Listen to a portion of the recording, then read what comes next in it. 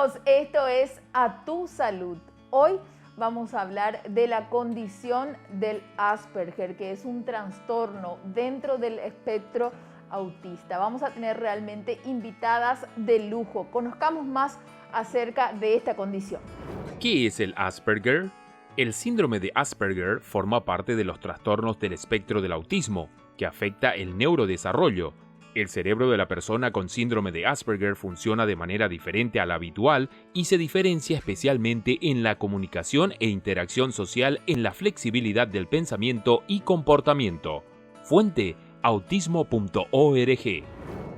Como les decía en la apertura del programa, hoy vamos a tener invitadas de lujo. Siempre tratamos de que las patologías estén personalizadas, humanizadas, y en este caso vamos a recibir a dos mujeres que hablan y recorren sobre el Asperger, el síndrome del Asperger, que es una condición dentro del espectro autista. Ya está con nosotros nuestra campeona Fátima Amarilla. Fátima, bienvenida. Qué gusto poder recibirte aquí en A Tu Salud. Muchísimas gracias por la invitación.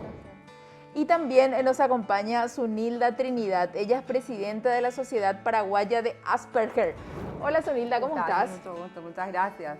Bueno, siéntanse como en casa para hablar de este tema, que así como muchas otras patologías quizás físicamente no se ven, pero se llevan en el interior. Entonces, contanos, Zunilda, acerca del trabajo que están haciendo con los pacientes con Asperger.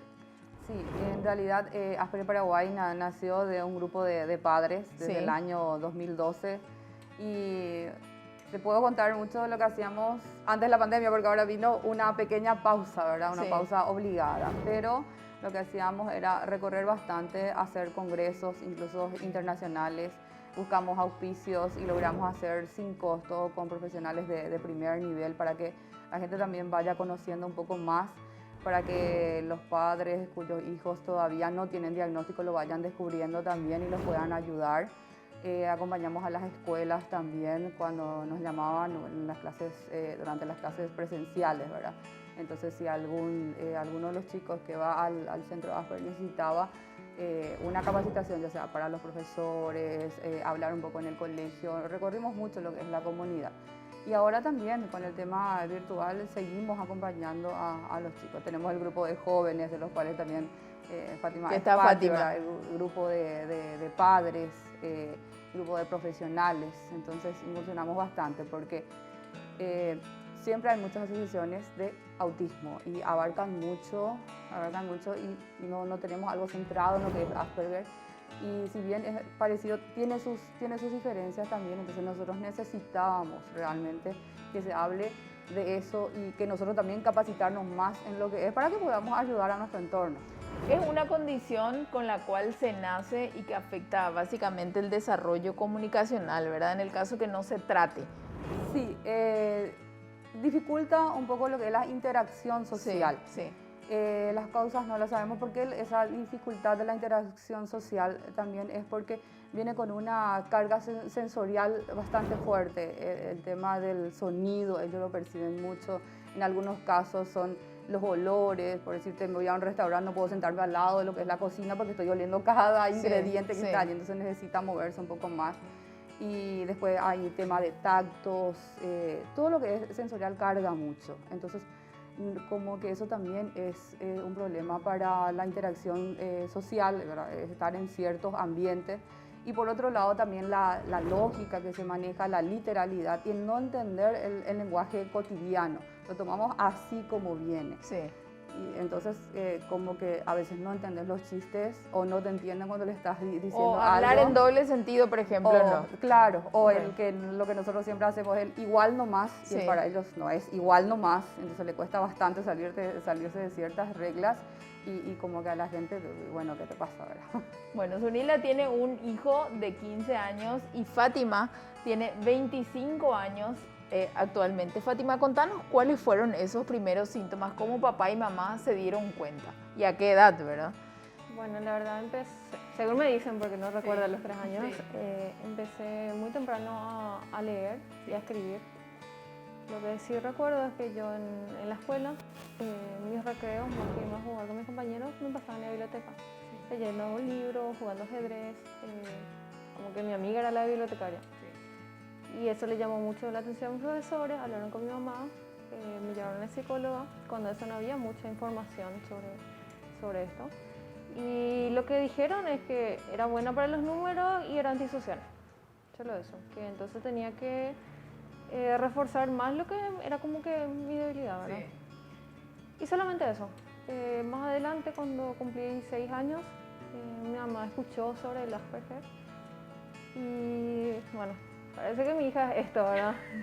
Y habló con la psicóloga, nos fuimos al centro Asperger. Mi mamá habló mucho, contó sobre lo que es mi vida, yo conté sobre lo que siento y a partir de ahí salió el diagnóstico. La verdad fue un momento que recuerdo porque te dan un diagnóstico y por algo que vos ya sentís diferente y se le pone un nombre y como que sentí que me liberé. Sentí que un alivio, por sentí fin un alivio. Sé lo que tengo, ¿verdad? Lloré así un ratito, pero me alivió realmente. Y nada, no había mucho que hacer porque lo que se hizo ya me ayudó bastante. Solamente era ponerle un nombre a lo que yo sentía diferente. Cuando vos decís, Fátima, antisocial, a ver, ¿te costaba relacionarte con todos los niños o si tenías algunos amiguitos con los que más te gustaba estar o de repente con tu hermano o primos con los que más tenías así afinidad? La verdad que si yo tenía que, o sea, entre salir a jugar con los otros niños. ¿Tenías que elegir? Entre los otros niños que gritaban, corrían, andaban sucios.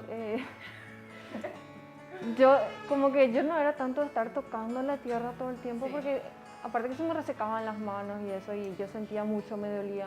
Entonces era como que prefería quedarme a leer algo, a estudiar, a pintar. Entonces prefería estar más tiempo en mi habitación que a salir a exponerme a todo eso que me afectaba un poco. Bueno, tengo que traer esto a piso porque a Fátima sabíamos que era atleta por los bloques de deportes, de los diarios, de todo lo que eran los noticieros, pero la última polémica fue en el Campeonato Sudamericano de Ecuador. Creo que de alguna u otra forma, aparte de que hay que poner en la balanza el lado positivo y el lado negativo. El lado negativo, en definitiva, fue todo el escrache que te hicieron, pero el lado positivo fue el que gracias a eso se conoce más acerca de esta enfermedad y, por qué no decirlo, a Fátima Amarilla como atleta paraguaya. Hoy yo creo que ya podemos decir eso fue superado, ¿verdad? Sí. Allí habría que acotar porque no es una enfermedad, porque enfermedad decimos cuando tenés unos síntomas y buscas un cura para esto. No es que tiene cura. Lo que vos haces es entender lo que le pasa, que es lo que... Generar esa empatía. Sí. Entonces hablamos siempre que es una condición, porque esto te va a acompañar toda la vida. ¿Qué es lo que haces? Lo que vos podés lograr es, por ejemplo, el tema del ruido y ir vos también adecuándote un poco o buscando la forma de generar un ambiente o que la gente conozca y no te pongan todo eso de una vez. O sea que uno trata de adaptarse a lo que viene porque no podemos crear un mundo especial para nosotros. Claro. Y también que los demás te vayan ayudando mientras que dure ese proceso. Ahora, ¿qué es lo que te cuesta todavía, Fátima? Ahora que ya conoces el diagnóstico, que le conoces también ya a tu cuerpo, como dice Sunil, ¿verdad? O sea, de repente acá, por ejemplo, todas las luces, una cantidad importante de gente, ¿verdad? ¿Te asustó un poquitito al entrar o no? Sí, ya vengo como que con la mentalidad de esto vas a encontrar y bueno. Normalmente me dicen, no, pero te veo muy, muy normal ante las cámaras, pero lo que no ven ante cámaras es que por debajo vos te estás pinchando la pierna o algún lado para soltar esa tensión que tenés. Son cosas que uno va aprendiendo con el tiempo que no se ven y como que por eso mismo es muy chocante cuando juzgan esas cosas. Lo que me afecta mucho también en la calle es de repente una bocina fuerte, que hay gente que bocina muy fuerte o gritan. O no sueltan inclusive la bocina. Sí, ¿verdad? y incluso vos escuchás una ambulancia y de repente es como que desesperante. De por sí porque es una ambulancia, te das cuenta que alguien está necesitando ayuda y el sonido que aturde un poco. Son cosas que de repente nomás sale, no estás preparada y son todavía cosas que aturden. Y en casa de repente, ¿cuáles son los cuidados que supongo que mamá, papá, los hermanos ya manejan contigo y tipo que no hacen, ¿verdad? Y Por ejemplo, no tocar mis cosas. En serio, eso de... Perdón por lo que voy a decir, pero yo entiendo mi quilombo, no me lo toquen, ¿verdad? Cuando estás desordenado y que alguien te quiere ordenar eso, ¿verdad? No, más que el tema del desorden, por ejemplo, yo tengo mi taza, tengo mi café, Sí. mi edulcorante. Tus cosas. Mis cosas. Sí. Normalmente uno se va, voy a usar tu taza y agarra ya, así, no es que espera una respuesta o algo así, porque ¿quién te dice no? Yo digo no.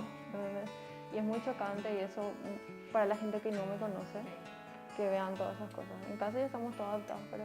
¿Y qué pasa si alguien toca, por ejemplo? ¿Qué te da? ¿Entras como en corto o tipo una crisis nerviosa? ¿Cómo es? La verdad que sí, como que te desespera un poco. ¿Por qué no pregunta? Lo lógico es preguntar para hacer algo.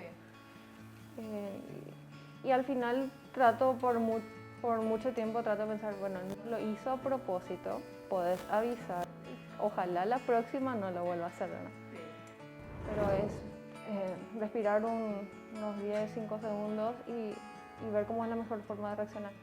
Yo lo que noto es que son, y vos como mamá también vas a coincidir a lo mejor conmigo, son como muy metódicos, muy disciplinados, y yo creo que eso también influye mucho en lo que es ella hoy como atleta, ¿verdad? Esa disciplina que tienen, que de alguna otra hay que buscarle el lado positivo a esta condición, ¿verdad? De alguna otra forma también eso suma, ¿verdad? Sí, son muy apegados a las reglas, a las Sí. normas, y sacarle un poco de eso cuesta bastante.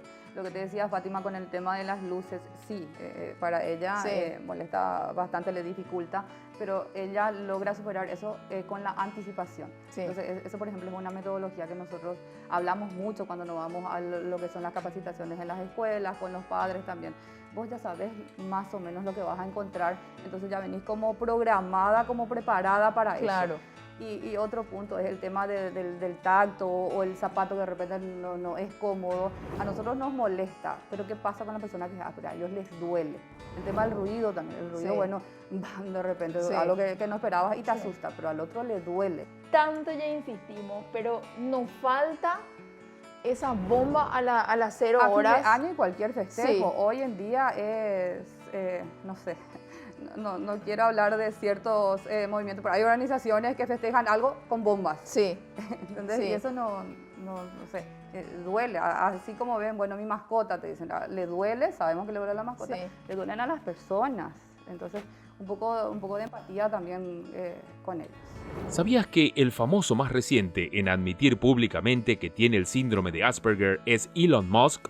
Lo hizo durante su monólogo en uno de los programas más vistos de los Estados Unidos, Saturday Night Live, sumándose a la lista integrada por Anthony Hopkins, Greta Thunberg, Susan Boyle, Tim Burton, Steven Spielberg, Keanu Reeves y el Premio Nobel de Economía Vernon L. Smith, por nombrar algunos. Fuente: Business Insider. No te muevas de donde estás, enseguida regresamos con más de A Tu Salud. Ya regresamos, estás viendo A Tu Salud. ¿Sabías que el Día Internacional del Síndrome de Asperger se celebra todos los años el 18 de febrero desde el 2007 en honor al centenario del nacimiento de Hans Asperger y el 25º aniversario de la psiquiatra Lorna Wing, quien diera a conocer mundialmente el trastorno? Fuente: OPS.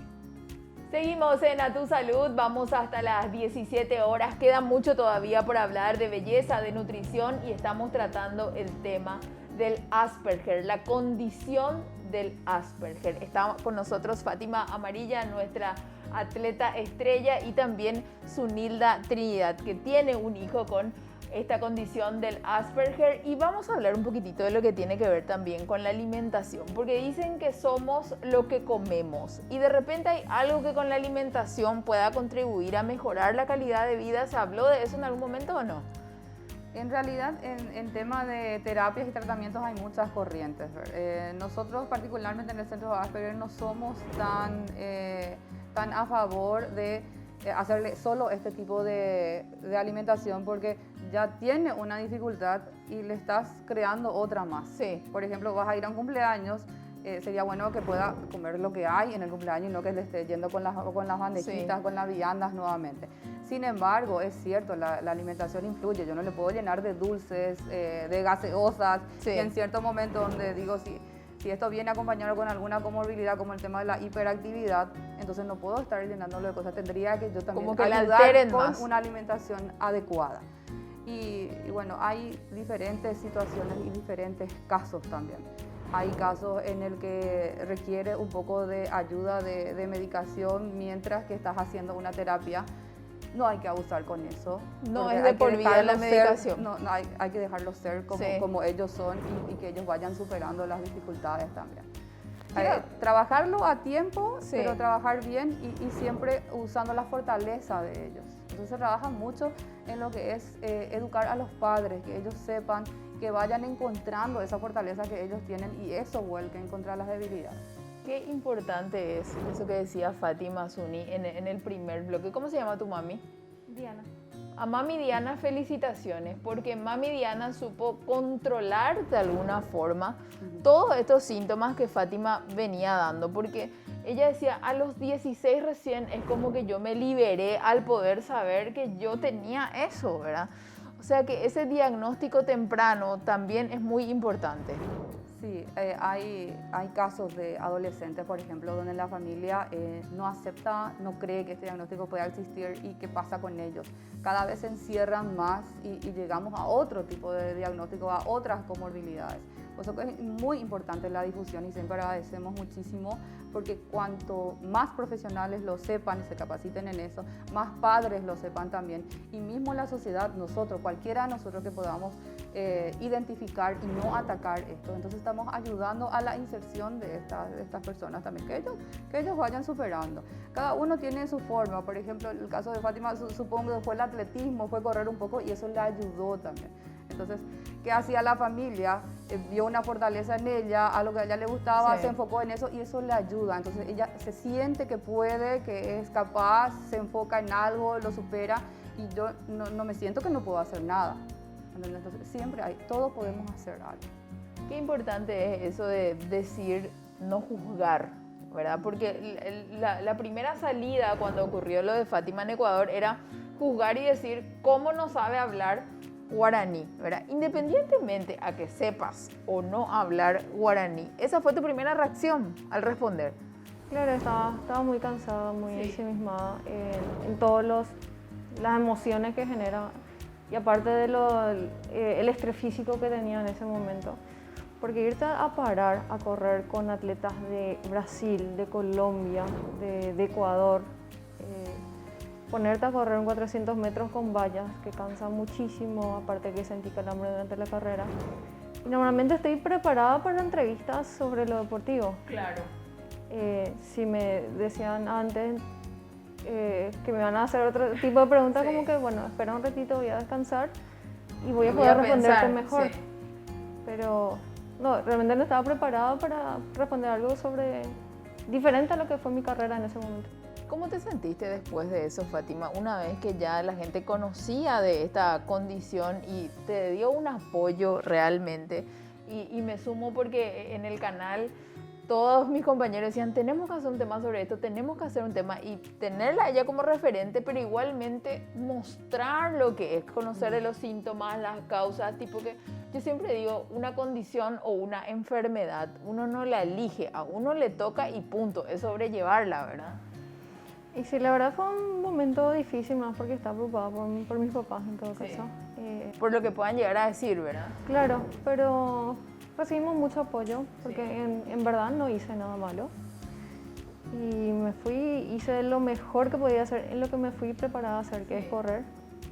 Y nada, en todo momento estuve acompañada de mi psicóloga, siempre que hay algo que no entiendo o que me parece muy ilógico que pase, hablo con ella. Me explicó todo, mira, por esto y por esto capaz estén reaccionando así. Bueno, y fue el apoyo de ella y mis padres y más de la gente que se sumó después y que me ayudó a pasar este momento amargo.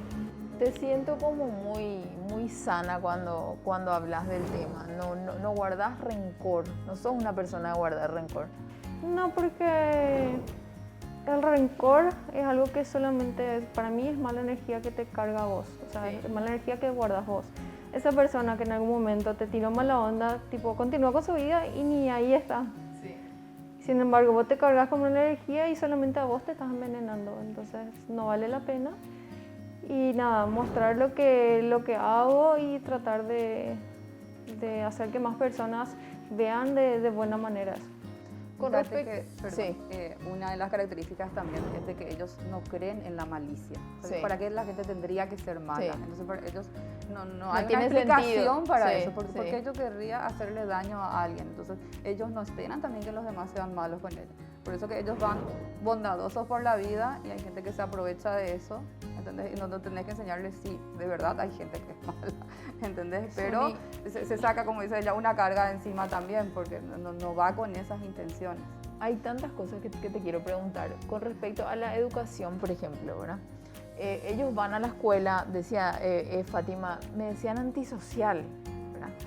Y si bien no se ve, pero hay muchas profes que deberían conocer un poquitito más para saber con qué clase de chiquitos se van a encontrar posiblemente en un aula. En ese sentido, hay ya esa empatía de querer conocer, de querer saber en las instituciones. De repente no le llego para escribirle, por ejemplo, a Elías y le digo, está con esta condición, Asperger. ¿Hay como un rechazo? Sí, te diría que estamos mejor que antes, Sí. pero todavía estamos muy lejos de llegar a una inclusión plena. Estamos mucho mejor que antes, pero muy lejos. Porque, si, así como decís, le voy a inscribir y le digo, sí, tiene Asperger. Sí. Okay. ¿Qué van a hacer? O te van a dar un lugar, 2 lugares, al tercero ya le van a rechazar y toman lo demás. Sí. Porque ante lo desconocido tendemos a encerrarnos un poco. Sin embargo, las instituciones que los han tomado, y digo tanto de nuestro caso como los demás, ven que son chicos maravillosos por el hecho de que son concentrados en la materia, son respetuosos de las normas, que cuesta el inicio. Hay una edad que yo siempre le digo a los padres, estás en la edad más difícil, vamos con calma, vamos un día a la vez. ¿Cuál es la edad más difícil?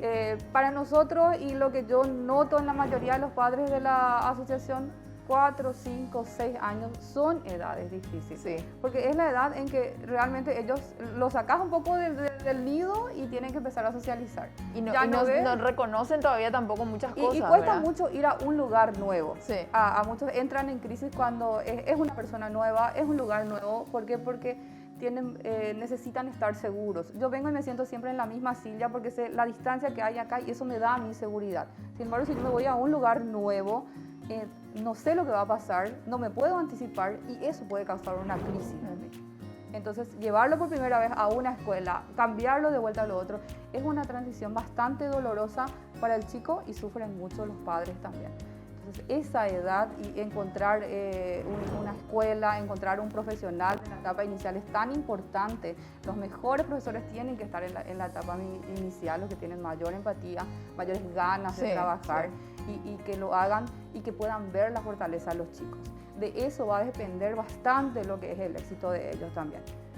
Me parece pero tan oportuno que estén ambas. ¿Por qué? Porque por un lado, contarles que Fátima, aparte de que es atleta ya reconocida, está en el 5º año de marketing. Y creo que eso también es una luz para todos los papás que están recibiendo este diagnóstico con sus chiquitos, de que sus hijos van a llevar dentro de todo una vida normal, pero que nosotros tenemos que trabajar mucho todavía en que sigan entendiendo. ¿Cómo te va con la carrera, Fátima? Contale a la gente. Me va bien, la verdad me apasiona mucho el marketing porque es mucho de números, estadísticas, de ver qué pasó, por qué capaz llegamos a estos números, buscar soluciones, prueba y error. No es una ciencia exacta como serían los matemáticas o informática, ponele, pero me gusta bastante. Con el tema del atletismo y los viajes, sí estoy alargando un poquito más el proceso de llegar a mi título, pero mientras te guste es más fácil. ¿Sos tan aplicada así en el colegio, en la universidad? ¿En eso también se nota? Sí, la verdad, muchos de mis profesores con todo este tema salieron a apoyarme. Sí. Hicieron publicaciones, se discutían en comentarios. La verdad, es muy fácil cuando tenés apoyo, realmente. Y me va bien en la carrera. ¿Tu hijo también así?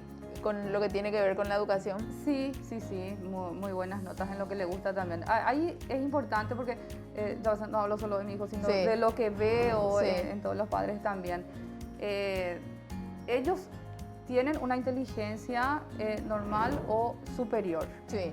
Pero no es que todos sean expertos en matemática o expertos en atletismo, no es así. Ellos lo que tienen, la fortaleza que tienen es cuando les gusta algo, por más de que le cueste, ellos ponen todo el empeño y generalmente llegan a esa meta.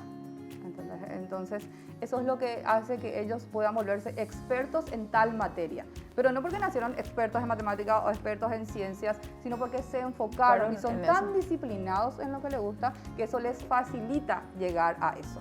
Entonces, no es tanto como inteligencia, sino la voluntad y la dedicación que le ponen a eso. Suni, ¿dónde les encuentra la gente a ustedes? Nosotros estamos en Carios y Amancio González, tenemos una fanpage de Asperger Paraguay y allí nos ven. Volveremos con los congresos, con todo ese amontonamiento de gente que teníamos una multitud, volveremos a salir también, ¿verdad? Y así, pero por el momento estamos haciendo solamente así apoyos más personalizados, virtuales, pero por eso es muy importante y agradecemos mucho este espacio también porque nos da un poco de oportunidad para poder que más gente vayan viendo, porque así como Fátima y otras familias también, al tener ese diagnóstico fue un antes y un después. Fátima, en casa, idea es ayudar. Sí, Fátima, en casa ya están como muy acostumbrados a todo esto. Sí, ya realmente ahora hacen bromas nomás ya, en base a eso, mandan así un meme de una taza toda llaveada para que nadie toque, por ejemplo.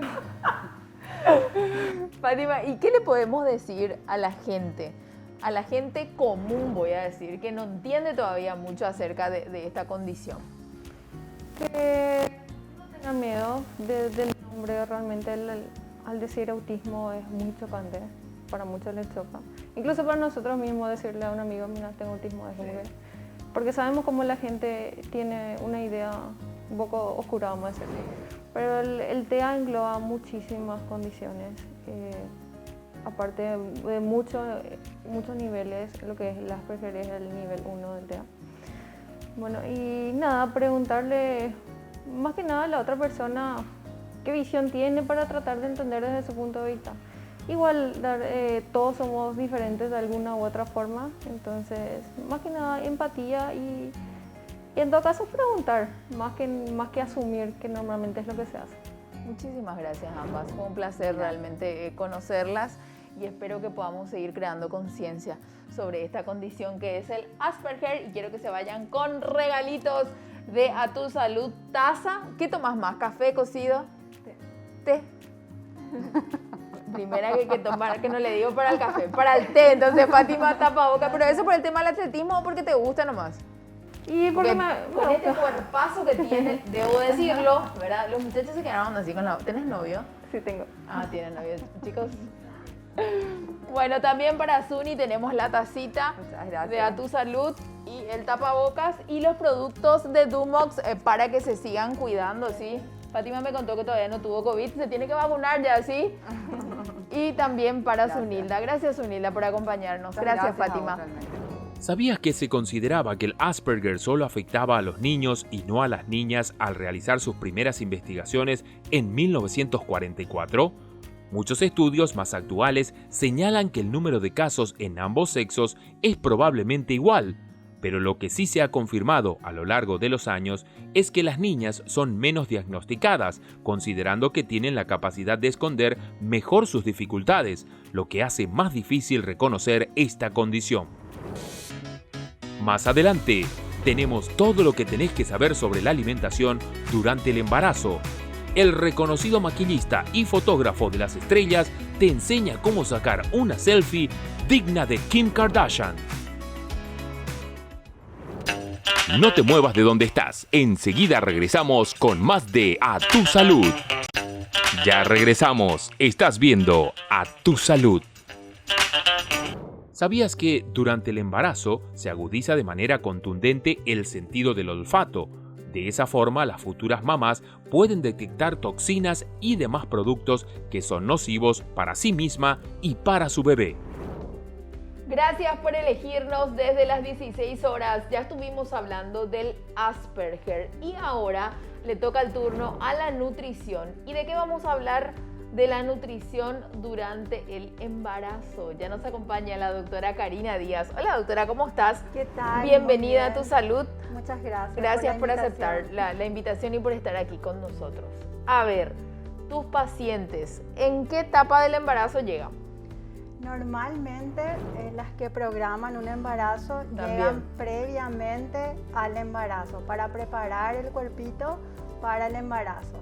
¿Influye mucho esa preparación? Influye mucho, sobre todo porque cuando hablamos de preparación hablamos de microbiota, ¿verdad? Sí. Que es todo lo que se forma cuando el bebé está en la panza, ¿verdad? Entonces es muy importante la nutrición que la mamá lleva durante esa etapa. ¿Qué es lo ideal durante el embarazo? Si bien estas mujeres ya son, creo yo, más que precavidas de ir ya previamente, pero están las que dicen, bueno, estoy embarazada, me quiero ir a la nutricionista. ¿En qué etapa es lo más importante ya estando embarazada? Idealmente sería arrancando con el embarazo, sí, ya que en las primeras 12 semanas la mamá no necesita subir mucho de peso. También cuando hay madres que vienen con obesidad, ese proceso se puede aprovechar cuando es más temprano para poder bajar unos kilitos para luego empezar a subir. ¿Es un mito o es una realidad eso de que cuando estamos embarazadas tenemos más hambre? Es un mito, sí, porque realmente nuestras abuelas y nuestras mamás siempre nos decían que tenemos que comer por dos, pero ese mito hoy en día, con toda la información que hay, ya tenemos que derribarlo, porque realmente lo que la mamá necesita es un buen aporte de proteínas, de carbohidratos complejos y por supuesto de fibra, porque en el embarazo también hay mucho estreñimiento hoy día. Entonces, eso te iba a decir, doctora, es un tema demasiado recurrente, es un tema en el cual lo hablamos todas las mujeres, ¿verdad? Las que sufrimos de estreñimiento, no necesariamente estando embarazadas, es como que se complica durante ese periodo. Así mismo, y también ocurre lo contrario. Las mamás que de repente no iban de cuerpo sin embarazo, sí, se van bien de cuerpo, pero todo eso tiene mucho que ver con la alimentación y también con el ejercicio físico durante el embarazo. Y por supuesto la ingestión de un buen aporte de líquidos. A ver, vos decías que lo ideal es que vayan cuando saben, se enteran de su embarazo, en esas primeras semanas. ¿Por qué? Ya nos contabas vos, pero hay una diferencia entre ir en la primera y en la última etapa, de repente que te diagnostican esta diabetes gestacional y demás. Realmente sí, porque al principio podemos prevenir con la alimentación, sobre todo cuando la paciente ya arranca con una obesidad. Sí. Podemos incluir en la alimentación un buen aporte de proteínas, un buen aporte de carbohidratos complejos como son el arroz integral, el fideo, una batata, una papa, por supuesto con una buena ensalada. Y también que la persona se mueva, porque eso influye muchísimo para que no suba mucho de peso y por supuesto también aportar lo que el bebé necesita para crecer, ¿verdad? Porque realmente hoy en día la alimentación que llevan las pacientes a veces deja un poco que desear, ¿verdad? En cuanto a que consumen muchas comidas chatarras. Entonces tuve muchos casos de pacientes donde no reciben un buen aporte de frutas, de verduras, sí, y el bebé no crece, por ejemplo, porque no está recibiendo lo que necesita para poder crecer. Eso te iba a decir, doctora, da la impresión que cuando uno está embarazada, y muchas creen esto, es como que hay que darle rienda suelta a la boca, ¿verdad? Y decir, bueno, después voy a bajar todo, pero no pasa solamente por darse ese gusto de comer lo que quizás no estabas comiendo antes, sino pasa también mucho por la salud del bebé que tenés adentro, ¿verdad? Así mismo, porque justamente si vos te pasás comiendo alimentos que no nutren, la mamá es la que va a subir de peso. y no precisamente el bebé. Me pasó la semana pasada con un caso de una paciente a las 32 semanas y un bebé con bajísimo peso. Sí. Cuando le hago la anamnesis o le pregunto cómo se alimenta, en su alimentación no había fuentes de frutas y verduras y poca proteína. Entonces, al consumir mayor cantidad de carbohidratos y comida chatarra, ocurre justamente que el bebé no crece. Yo por decisión personal cuando estuve embarazada dejé de consumir, por ejemplo, embutidos y gaseosas, ¿verdad? Y subí 8 kilos, pero mi hijo nació prematuro de 8 meses, pero fue 1 kilo prácticamente por mes, Sí. lo que subí. Ahora, ¿sigue siendo eso lo ideal o se modificó un poquitito eso? Realmente eso se hace una evaluación previa Sí. con el peso que la mamá arranca, sería el peso previo al embarazo. Sí. Si es una paciente con obesidad, se estila que no suba más de 6 a 7 kilos. Si es una paciente normal, puede llegar a subir hasta 16 kilos y va variando de acuerdo a la contextura de la paciente y a cómo se encuentre esa evaluación nutricional previa al embarazo. A ver, sabemos que el proceso de embarazo tiene también un post, que es con lo que tiene que ver con la lactancia, ¿verdad? Y hay muchas mujeres que dicen, no, yo le voy a dar de mamar hasta los 2, hasta los 3 años, o sea, tipo libre demanda con la criatura. Pero yo digo nomás, ¿será que le sirve realmente? Porque si bien uno se cuida en esos 6 o 7 meses que va a dar de mamar, después ya no es la misma alimentación muchas veces, ¿verdad? Entonces, hay que insistir con esa alimentación por todo ese periodo, ¿verdad? Hay que insistir, sobre todo porque la lactancia es la mejor época para volver al peso inicial. Sí. Porque justamente cuando la mamá lleva una alimentación saludable o equilibrada, donde no se abuse de nada, es ahí donde el bebé, siempre yo les digo esto a mis pacientes, es como tener un gimnasio en la teta, Sí. porque el bebé hace todo el trabajo. Sí. En cuanto a ayudar a la mamá con el gimnasio, ¿verdad? Sí. Porque sabemos que un bebé al mamar prácticamente a libre demanda está todo el día prendido al pecho de mami, entonces eso nos ayuda a gastar entre 600 a 700 calorías dependiendo de cómo ese bebé succiona, ¿verdad? Entonces tenemos que aprovechar ese momento para seguir aportando la mayor cantidad de nutrientes, ¿verdad? Y que sea equilibrada y colorida nuestra alimentación. Como siempre les digo a las pacientes, no hay alimentos prohibidos. Es cuestión de saber combinarlos y de aportar lo que realmente necesitamos para lograr también la saciedad. A ver, durante el embarazo y para lo que tiene que ver con la lactancia, alcohol, 0. Evitar. Esa es una recomendación que creo que todos los profesionales de la salud damos, ¿verdad? Que coinciden en eso. Deberíamos evitar. Picantes, También porque todos los condimentos picantes estimulan la subida de la presión arterial y también tener acidez, que es otro síntoma característico del embarazo. igualmente, aunque sean picantes, a ver, sanos por decirlo de alguna forma, como el ajo, la cebolla, el ají que muchas mujeres quieren consumir así en sus comidas. En ese caso yo recomiendo utilizar esos picantes dentro de la cocción del Sí. alimento, porque ahí es como que se suaviza la alimentación y no agregarlos cuando la comida ya está cocida. Ejemplo, cuando de repente queremos ponerle pimienta a todas las cosas, Sí. podemos utilizar la pimienta dentro de la cocción de la preparación y cuando vamos a consumir ya consumimos solamente con eso que le pusimos durante la cocción. Otros alimentos que estén relativamente restringidos, embutidos. Embutidos sí, porque sabemos que todos los embutidos no aportan proteína, Sí. aportan grasa más que nada y están clasificados entre los alimentos muy salados. ¿Y de qué tenemos que cuidarnos las mamis? De la evitar presión. la presión arterial, Sí. o la preeclampsia en el embarazo. Entonces, por esa razón, personalmente yo no indico porque realmente no son nutritivos.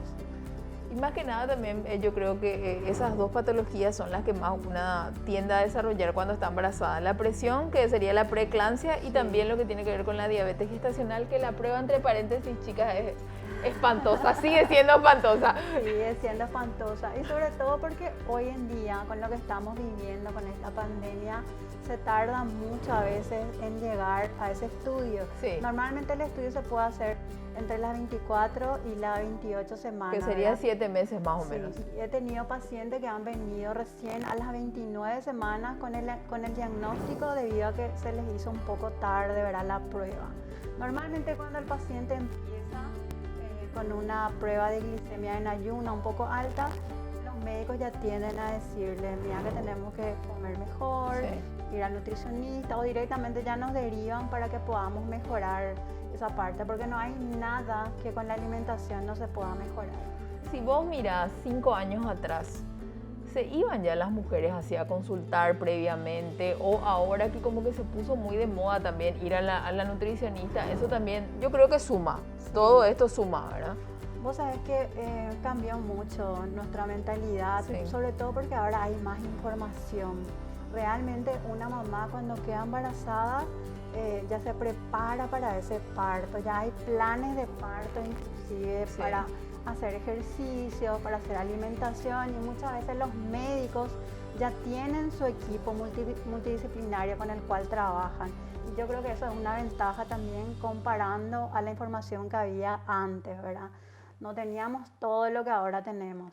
Qué importante es eso que decías, que el bebé es una especie de gimnasio en el pecho de cada mamá, pero también durante el embarazo, sobre todo las mamis un poquitito más de edad, cuestionan mucho el hecho de hacer ejercicio, de cuidarse con la alimentación y de hacer ejercicio. Si la persona está sana, ¿es recomendable que haga ejercicio durante el embarazo también? Realmente sí, porque el ejercicio no solo le beneficia a la mamá, sino que al bebé también, ¿verdad? Tenemos bebés mucho más activos al nacer, ¿verdad? También a la mamá le ayuda a evitar sufrir complicaciones como las que ya hablamos, ¿verdad?, de la diabetes, la hipertensión. Y hoy en día una mamá que hizo ejercicio durante el embarazo tiene una mejor recuperación en el posparto, porque sabemos que el cuerpo de una mamá se recupera recién a los 1 año, pero una mamá sedentaria va a tardar más tiempo en recuperarse que una mamá activa durante su embarazo. Entonces eso también es súper importante tener en cuenta. ¿Mito o realidad que a una mujer con obesidad le cuesta más llegar al embarazo y es por eso que muchas recurren primero, hacen una dieta y posteriormente buscan ese bebé? Yo creo que es un mito, porque durante esta pandemia he tenido muchísimos casos de pacientes.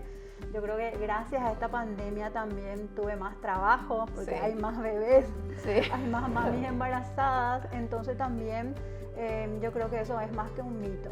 Lo que sí te puedo decir es que tengo pacientes con obesidad súper aplicadas. Inclusive tengo pacientes que han empezado con obesidad el embarazo, han bajado de peso y solamente subieron durante el embarazo los kilos que bajaron durante el embarazo. Y eso también es un mérito porque las mamás no hay cosa que no hagan por sus bebés, ¿verdad? Entonces yo creo que también es un buen momento para que la mami con obesidad se cuide, porque así el bebé sube lo que tiene que subir, no damos a luz un bebé con muy alto peso, que también es peligroso, ¿verdad? Y sobre todo al subir poco peso, cuando tenemos obesidad, evitamos que ese bebé nazca de manera prematura. Yo creo que eso que decía la doctora es clave. Las mamás hacemos lo que sea por nuestros hijos y cuando nos enteramos que tenemos que dejar, eliminamos, automáticamente lo hacemos. Ahora me decís que no estoy embarazada, no coma embutido. ¿Y por qué te voy a decir? Pero estando embarazada era realmente otra cosa súper interesante, doctora. Muchísimas gracias. Te vamos a esperar en otro programa de A Tu Salud, ¿sí? Dale, y tenemos gracias. regalitos también para vos de Dumox. Muchas gracias. Para que te sigas cuidando, los tapabocas de A Tu Salud.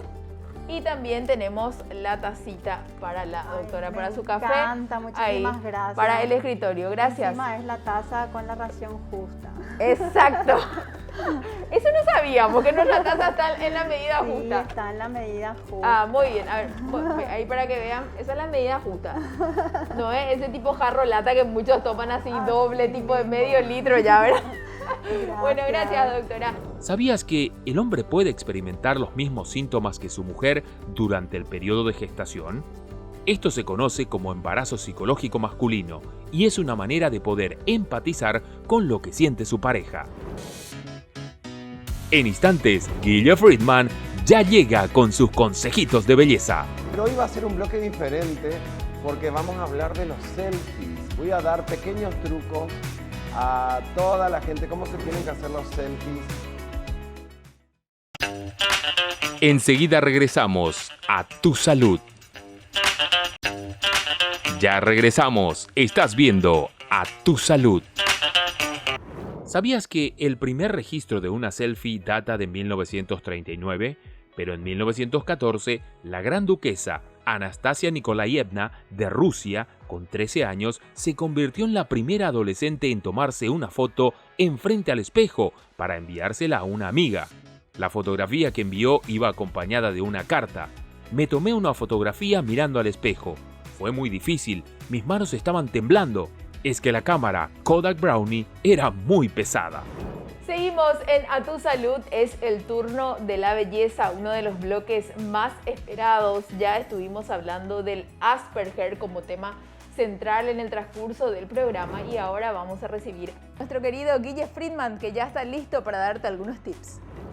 Hola Amalia, ¿cómo estás? Bienvenidos a un bloque más de belleza, pero hoy va a ser un bloque diferente porque vamos a hablar de los selfies. Voy a dar pequeños trucos a toda la gente, cómo se tienen que hacer los selfies. Hoy en día es como que hay una disputa entre, estás todo el tiempo en las redes son superficiales, pero también tienen que tomar en cuenta que las redes son nuestro nuevo ingreso económico para la mayoría de las pymes, la gente que se va desarrollando de a poco con su empresa. Así que hay que conocer cuáles son los puntos específicos a la hora de hacerse una selfie. En primer lugar, lo que hay que tener en cuenta es esto. Hoy en día no es como antes, que la gente te quería conocer y en función a conocerte se da cuenta cómo eras. No, el juicio de valor ya surge a partir de la primera foto. Entonces sí o sí tenés que tener en cuenta diferentes puntos desde una cuestión conceptual y después nos vamos a lo tecnológico para lograr una buena selfie que te ayuda a conseguir más trabajo y que no te dice el amor de tu vida. Lo primerito que tenemos que hacer antes de sacar una selfie, arreglarnos. Es decir, tenemos que estar prolijos, qué sé yo, los muchachos se arreglan la barba, un poco el pelo, las chicas un poquito de corrector, máscara de pestaña, brillo. Los dientes tienen que estar súper limpios, no se olviden, porque después quieren corregir el pedazo de lechuga y no se puede corregir eso. Segundo lugar, lo que hay que tener en cuenta es el ambiente donde estamos, el fondo, la escenografía, para que la selfie quede copada. Tampoco vendan humo ni una fantasía, así que traten de buscar lugares que sean un poco más neutros, más clásicos. Eviten mucho ruido en el fondo de la foto. ¿Estamos? Tienen que tener en cuenta, si van a hacer una selfie, están trabajando para una marca y se van a hacer una selfie, que no aparezca una marca de la competencia en el fondo, que eso es muy común. Me ha pasado a mí al principio, estaba haciendo un evento de maquillaje y de golpe hacía la foto y le estaba haciendo la publicidad a otra marca. Así que eso tienen que tener en cuenta, pero sí o sí. Por último, y creo que es lo más importante, la luz. Hay que tener en cuenta la luz, de dónde viene la luz, qué luz nos va a favorecer, si hay poca luz, si hay mucha luz y también la limpieza de la lente. La lente siempre tiene que estar limpia, pueden pasar un trapito con algodón o de última, están en apuro con la remerita, algodón para no rayar la lente, la limpian un poco. Eso sí o sí antes de comenzar una selfie. La mayoría de la gente se pregunta cuál es mi ángulo ideal. ¿Cuál es el ángulo perfecto para sacarse una selfie? No hay, no existe. Vos tenés que conocer sí o sí tu cuerpo, tus rasgos, tu fisonomía y de ahí en función a eso poder ver cuál es el ángulo. La mayoría se conforman con un ángulo a 45 grados, desde en picada para arriba o de abajo para arriba. Yo lo que siempre recomiendo es, les voy a contar mi caso. Yo me voy a hacer una selfie. Yo soy un hombre que tengo una frente muy grande. Si hago así mi selfie, que la mayoría hacen esto porque quieren disimular la papada, grave error, busquen un intermedio. Porque si hacen esto, y voy a mostrar la foto, van a ver en pantalla la foto, nada, me quedo con la frente súper grande, la quijada muy chiquitita, entonces tengo más tipo parezco un foco. Entonces eso no me favoreció. Tienen que saber que lo que más se acerca a la cámara es lo que más grande se va a ver. Entonces yo lo que hago es bajo un ángulo normal, inclino un poquitito el teléfono y trato de buscar que se despegue mi cabeza del cuello. De esta forma, ahí está, jerarquizo el ángulo, el corte de mi quijada y logro equilibrar mis rasgos, que mi frente se vea un poco más pequeña, que mi nariz se vea equilibrada, que todo se vea equilibrado. Como os le había contado, la luz es lo más importante a la hora de hacerse la selfie. Traten de, si están en un espacio donde hay una luz envolvente, una luz natural, si yo tiene una cortina blanca, como acá en el fondo tenemos una cortina blanca que ayuda a suavizar la potencia, la luz natural del sol. Eso es fantástico porque genera como un softbox, que es el mismo efecto que utilizan los fotógrafos profesionales para hacer una foto y lograr que los rasgos se vean un poco más suaves. ¿Okay? En el caso que tengamos de trabajar con luces artificiales, busquen que la temperatura de la luz sea intermedia, ni muy cálida o vamos a salir amarillos o naranja, ni muy fría porque salimos más azulados, no son colores reales. Entonces yo le quiero mostrar ahora, yo tengo acá la luz del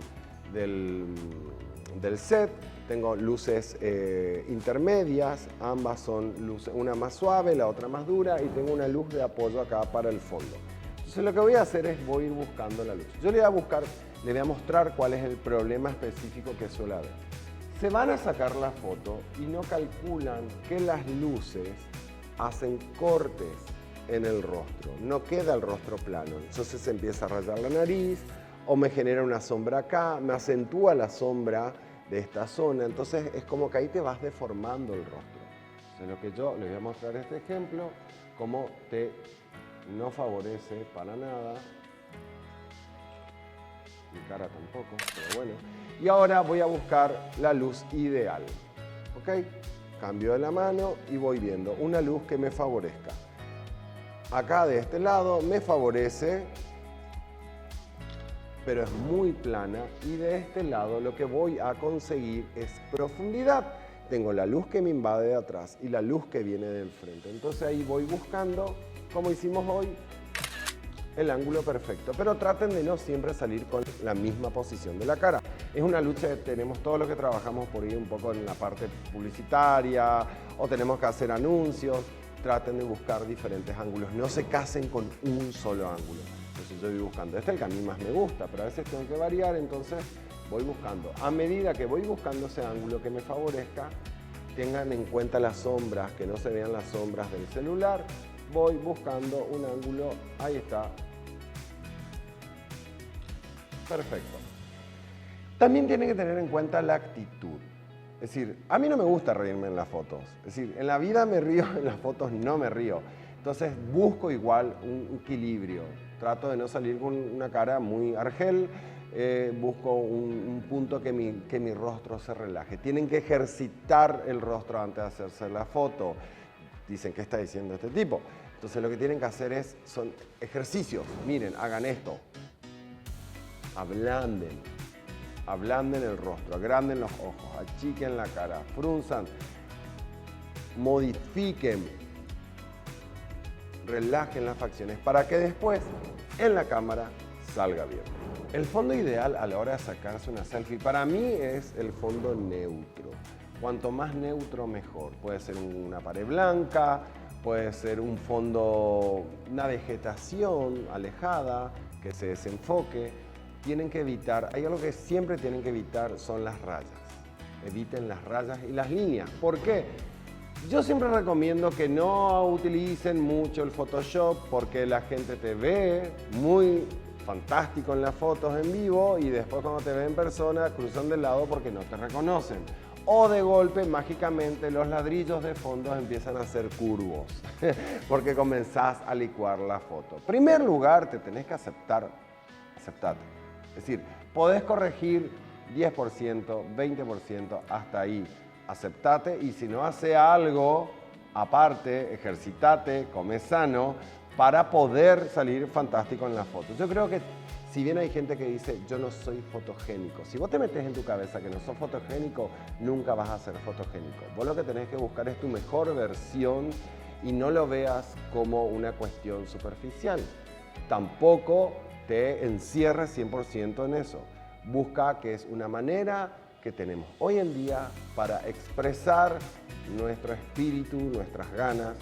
Entonces, una vez que tenés en cuenta todo eso, lo que vas a hacer es buscar un fondo que te acompañe. Por ejemplo, yo ahora estoy en el set y ¿qué es lo que voy a hacer? Voy a hacer una foto acá con los muchachos, con todo el equipo. Saluden. ¿Vieron? La luz de allá me favorece. ¿Estamos? Ahora necesito hacer una foto para publicitar el programa de hoy. Veo el fondo, pero también tengo que ver la luz que me da de frente. Porque yo quiero mostrar el fondo blanco, pero esta luz no me favorece. También voy buscando la luz que me favorece y en este momento, por más que sea repetitivo, es la luz que me favorece. Y de paso le hago publicidad a Tu Salud y a Maybelline. Y trato que la raya que está entre los dos paneles no calce en el medio de mi cabeza, sino que quede un poco al costado.